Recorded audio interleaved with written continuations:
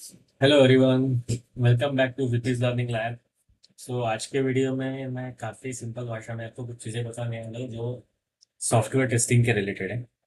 सो आज का मेनली मेरा वीडियो ये रहेगा कि टाइप्स ऑफ सॉफ्टवेयर टेस्टिंग, मतलब सॉफ्टवेयर टेस्टिंग के टाइप कौन से हैं, उसको हम थोरोली एक ब्रीफ में आइडिया लेंगे कि किस टेस्टिंग से क्या फ़ायदा होता है। और आगे वाले आने वाले सीरीज में मैं आपको ये भी बताऊंगा कि what each type of testing actually does. और ये सारी चीज़ें मैं एक्चुअल एक्सपीरियंस की वजह से बताने वाला हूँ, सिर्फ थियोरेटिकली कुछ बताने के लिए मैं नहीं बता रहा हूँ।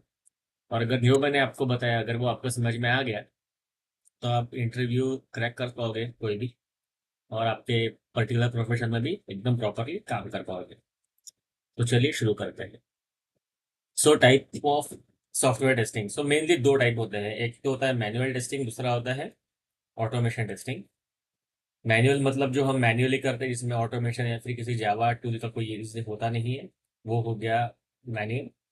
और ऑटोमेशन का मतलब ये होता है कि जिसमें हम कोई जावा या फिर कोई और तरीके की कोडिंग लैंग्वेज यूज करके टेस्टिंग करते हैं, ठीक है। तो वो हो गया ऑटोमेशन टेस्टिंग। तो मैनुअल टेस्टिंग के मेनली थ्री ब्रॉड टाइप्स होते हैं। पहला होता है व्हाइट बॉक्स, सेकंड होता है ब्लैक बॉक्स, और थर्ड होता है ग्रे बॉक्स। तो व्हाइट बॉक्स का मतलब ये होता है कि जिसमें हम एक्चुअल स्क्रीन देख के टेस्टिंग करते हैं, कोडिंग जिसमें यूनिट टेस्ट आ गया, ठीक है। और ब्लैक बॉक्स मतलब जिसमें हम कोड नहीं देख पाते लेकिन यूआई देख पाते हैं, यूजर इंटरफेस। तो उसमें दो टाइप्स आ जाते हैं, पहला होता है फंक्शनल, दूसरा होता है नॉन फंक्शनल। फंक्शनल में होता है system integration testing, functional acceptance testing और रिग्रेशन टेस्टिंग। और नॉन फंक्शनल में वो चीज़ें होती है जिसमें हम फंक्शनलिटी चेक नहीं करते, तो प्रोडक्ट का परफॉर्मेंस टेस्ट करते हैं, या फिर उसकी यूजेबिलिटी मतलब कितना आसान है टेस्ट करने के लिए वो टेस्ट करते हैं, या फिर कॉम्पैटिबिलिटी मतलब किसी और थर्ड पार्टी एप्लीकेशन से कितना कॉम्पैटिबल है। सो ये मेन टाइप्स हो जाते हैं। और परफॉर्मेंस में भी वही आगे आगे लोड टेस्टिंग आता है, स्ट्रेस टेस्टिंग आता है, स्केलेबिलिटी मतलब कितना स्केलेबल हो सकता है, रिलायबिलिटी मतलब कितना रिलायबल है। सो ये सारी चीज़ें इसमें आती है। लेकिन अगर आपको समझना है इंटरव्यू फॉर इंटरव्यू प्रिपरेशन, तो सिंपल याद रखो, मैनुअल ऑटोमेशन। मैनुअल में वाइट ब्लैक ग्रे। वाइट मतलब कोड देखना है, उसमें यूनिट टेस्ट करना है या फिर यूनिट ऑटोमेशन करना है। ब्लैक बॉक्स मतलब यूआई, यूजर इंटरफेस की फंक्शनलिटी टेस्ट करनी है। और तीसरा हो गया ग्रे बॉक्स। ग्रे बॉक्स में इतना कुछ होता नहीं है, लेकिन ब्लैक बॉक्स पे हम ध्यान देंगे। ब्लैक बॉक्स में फंक्शनल नॉन फंक्शनल, फंक्शनल में functional acceptance testing, integration testing, regression testing. Non functional में performance, usability and compatibility testing. तो next, so what is the definition of white box, जो मैंने बताया आप थ्योरी बाद में पढ़ लीजिए, लेकिन मैं आपको समझने के लिए सिंपल बताता हूँ कि व्हाइट बॉक्स का टेस्टिंग का मतलब ये होता है कि जो ऐसी सॉफ्टवेयर टेस्टिंग की टेक्निक जिसमें हम फंक्शनैलिटी डायरेक्टली यूआई से टेस्ट ना करते हुए बैकएंड से जहाँ पे कोड लिखा है उस कोड को टेस्ट करते हैं, सिंपल। और सोर्स कोड के लिए आपको लैंग्वेज आना जरूरी है, जावा हो या जो भी जिस प्रोडक्ट जिस भी टेक्नोलॉजी का यूज़ करके हम अपना प्रोडक्ट बिल्ड कर रहे हैं, तो हमें आनी चाहिए, ताकि हम कोड लेवल पे जाके उसके लॉजिक्स को देख पाएंगे, उसके लॉजिक को रीड कर पाएंगे, वो सही जगह पे एरर थ्रो कर रहा है या नहीं कर रहा है, ये सब हम टेस्ट करते हैं व्हाइट बॉक्स में। और ब्लैक बॉक्स में क्या होता है, ब्लैक बॉक्स में हम सीधा यूआई चेक करते हैं। फॉर एग्जांपल लॉगिन पेज दिखा हुआ है, तो लॉगिन पेज का जो फंक्शनल यूआई से लॉगिन यूजर नेम डाल के अगर हम लॉगिन कर पा रहे हैं तो ये हो गया ब्लैक बॉक्स। और लेकिन लॉगिन के कोड के नीचे अगर हम बैड पैरामीटर्स करेक्ट पैरामीटर देख के रिस्पॉन्स कोड चेक कर पा रहे हैं तो वो क्या व्हाइट बॉक्स। और ग्रे का मतलब होता है कॉम्बिनेशन ऑफ बोथ, क्योंकि कहीं कहीं क्या होता है कि कुछ कुछ कंपनीज कहती है कि आपने सिर्फ यूआई टेस्ट नहीं करना है, आपको दोनों टेस्ट करना है एक साथ। तो मैं लॉगिन के इसीलिए एग्जांपल दिया कि हम आगे क्या करेंगे, आगे यूजर नेम डालेंगे, VP's Learning Lab, password is वीपी123, सबमिट, लॉगिन हो गए। उसी वक्त हम बैकएंड में जाके उसको रॉन्ग पासवर्ड भी देखेंगे। For example VP learning Lab password हो गया 1234 जो कि रॉन्ग है, तो हम देखेंगे कि एरर आ रहा है कि नहीं आ रहा है। और एरर अगर आ रहा है तो सही में वैसे ही आ रहा है क्या, जैसे हमें यूआई पे देखना चाहिए। फॉर एग्जांपल इनवैलिड क्रेडेंशियल, तो ये एरर जो पीछे थ्रो किया हुआ है और अगर आगे जाके मैंने अगर इनकरेक्ट पासवर्ड डाला तो सेम ही एरर आ रहा है क्या, या फिर एरर में कुछ प्रॉब्लम है। तो ये कॉम्बिनेशन ऑफ टू थिंग्स जो हम टेस्ट करते हैं वो ग्रे बॉक्स में होता है। सिर्फ अगर कोड देखना है तो वो व्हाइट बॉक्स में होता है। सिर्फ फंक्शनलिटी टेस्ट करनी है तो वो ब्लैक बॉक्स में होता है। नेक्स्ट, तो फंक्शनल टेस्टिंग और non functional testing, black box testing के दो टाइप्स होते हैं। फंक्शनल का मतलब सिंपल सिंपल होता है कि फंक्शनैलिटी वैलिडेट करना। तो अभी फंक्शनैलिटी वैलिडेट कैसे करते हैं, तो उसके मोस्टली तीन चार टाइप्स होते हैं, लेकिन यहाँ पे मैं आपको एक दो बताऊंगा। लेकिन आप सिंपल देख लो definition of functional testing. Functional testing is a type of software testing in which system is tested against the functional requirement and specification. मतलब प्रोडक्ट मैनेजमेंट साइड से हमें कुछ रिक्वायरमेंट्स आती है या फिर क्लाइंट साइड से कुछ रिक्वायरमेंट आती है कि मुझे रजिस्ट्रेशन पेज बना के दो, जिसमें तीन फील्ड्स रहेगी, user name password mobile number और एक सबमिट बटन रहेगा या फिर रजिस्टर बटन रहेगा। और जैसे ही मैं रजिस्टर पे क्लिक करूंगा, जो भी मैंने मोबाइल नंबर दिया है उस पर ओटीपी आएगा। ओटीपी आने के बाद अगर मैं करेक्ट ओटीपी डाला तो वहाँ पे ओटीपी का बॉक्स रखे हुए हैं, करेक्ट ओटीपी वहाँ पे एंटर कर पाऊँ और रजिस्टर कर पाऊँ। तो ये हो गया फंक्शनल रिक्वायरमेंट के अगेंस्ट टेस्टिंग करना। करेक्ट। और अभी नॉन फंक्शनल का मतलब क्या होता है, क्योंकि अगर आपने फेसबुक या फिर कोई वेबसाइट देखी होगी तो उस वेबसाइट में ऐसे नहीं होता है कि एक साथ है कि यूजर लॉगिन करेगा।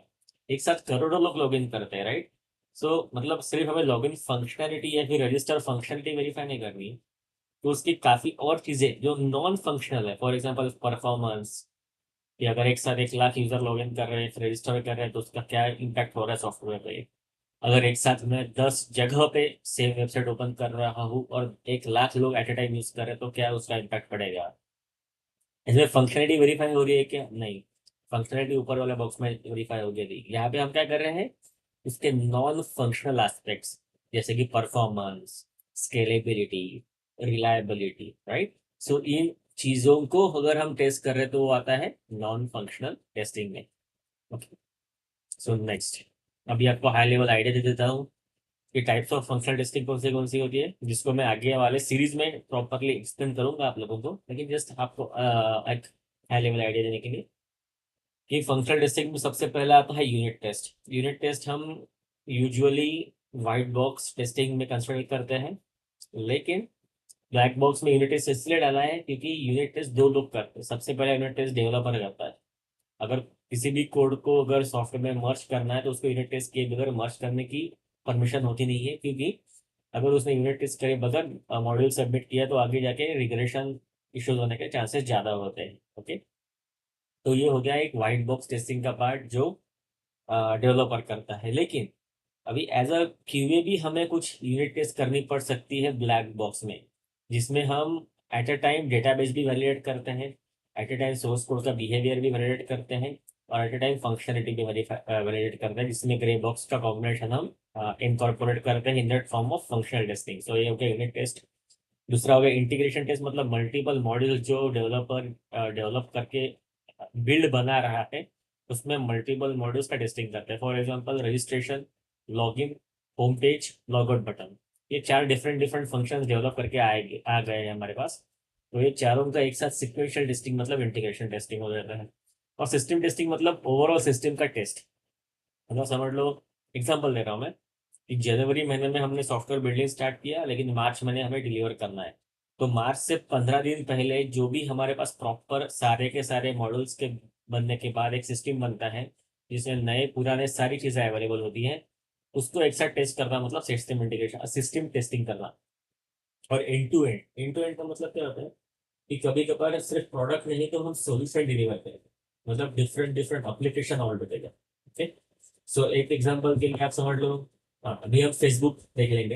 अगर आपने फेसबुक में कभी कोई ऑनलाइन परचेस किया हो, मतलब किसी को स्टार दे दिया हो, गिफ्ट सपअप्स दे दिए होंगे, या फिर किसी को अगर हमने स्टार, हम स्टार कैसे पे करते हैं, तो स्टार में क्लिक करते हैं, एक पेमेंट गेटवे ओपन होता है, वहां पे हम कुछ पेमेंट करते हैं थर्ड पार्टी से, यूपीआई से भी आप पेमेंट कर सकते हो, राइट।